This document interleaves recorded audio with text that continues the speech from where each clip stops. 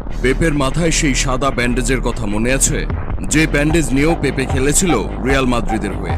তার সাথে ছিল তার সেই সময়ের আরেক সতীর্থ সার্জিও রামোস। সেদিন যে পেপেকে আঘাত করেছিল তার সাথে কি পরিণতি হয়েছিল, পেপেকে আঘাত করার কারণে রামোস তাকে কি শাস্তি দিয়েছিল জানেন? তাহলে চলুন শুনে আসি সেই ফাউল করা খেলোয়াড় অ্যারিটস অ্যাডোর্সের মুখ থেকেই। তিনি বলেন, রিয়াল মাদ্রিদের বিপক্ষে খেলায় আমি কেপলার লিমাকে, যাকে সকলে পেপে বলে চিনে, তার মাথায় আঘাত করেছিলাম এবং সার্জিও রামোস আমার কাছে এসে বলেছিলেন, আপনি কি লিফট দিয়ে পিচ ছেড়ে যেতে চান নাকি অ্যাম্বুলেন্স দিয়ে, একটি বেছে নিন। অ্যাডোর্স বলেন, আমি ভয় পেয়েছিলাম এবং আমি কোচের কাছে গিয়েছিলাম এবং তাকে আমাকে সাব অফ করতে বলেছিলাম, কিন্তু কোচ বললেন আমরা বিকল্পের বাইরে আছি। কোনো উপায় না দেখে তিনি সার্জিও রামোসের কাছে যান। সার্জিও রামোসের কাছে গিয়ে তিনি কি বলেছিলেন জানেন? অ্যাডোর্স বলেন, তারপর আমি সার্জিও রামোসের কাছে গেলাম এবং আমি বললাম আমি লিফট নিয়ে পিচ ছেড়ে চলে যেতে চাই, অ্যাম্বুলেন্স দিয়ে যেতে চাই না।